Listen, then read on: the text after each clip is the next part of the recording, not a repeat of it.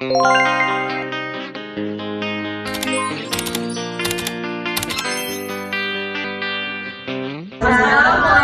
warahmatullahi wabarakatuh. Kami ingin mempresentasikan tentang teori globalisasi dan permasalahan sosial. Tentang permasalahan sosial neokolonialisme di era globalisasi. Teori imperialisme dalam karya J.A. Hobson 1902 dan dikembangkan oleh Bukharin 1929 dan oleh Lenin 1939 menjelaskan bahwa imperialisme muncul di tahap terakhir evolusi kapitalisme ketika produksi melimpah dan tingkat keuntungan merosot. Kapitalisme harus melakukan tindakan bertahan dan perluasan jajahan. Penaklukan kolonialisme mengendalikan ekonomi negara lain, yaitu strategi kapitalisme untuk mempertahankan diri dari kehancuran yang segera terjadi, dan perluasan jajahan dapat menyelamatkan 3 tujuan ekonomi penting, yaitu mendapatkan tenaga kerja murah, bahan mentahan murah, dan membuka pasar baru bagi hasil produksi yang berlimpah. Contohnya imperialisme budaya barat, yaitu segala sesuatu bentuk produk barat seperti teknologi dan budaya pop bisa masuk secara bebas. Alhasil kita mulai sering menikmati produk pop barat seperti film, musik, fashion, hingga makanan seperti McD, KFC, Starbucks, dan lain sebagainya.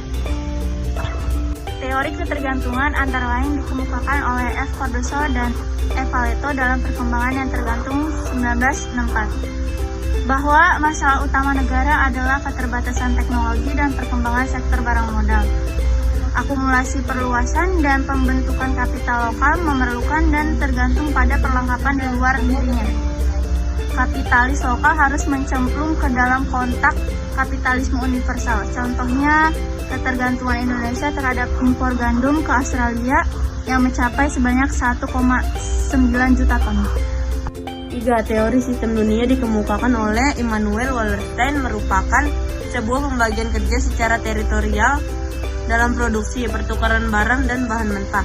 Pembagian kerja mengacu pada kekuatan dan hubungan produksi dalam ekonomi dunia secara keseluruhan. Pembagian kerja ini menyebabkan adanya 2 daerah yang saling bergantung, yaitu negara inti dan negara pinggiran.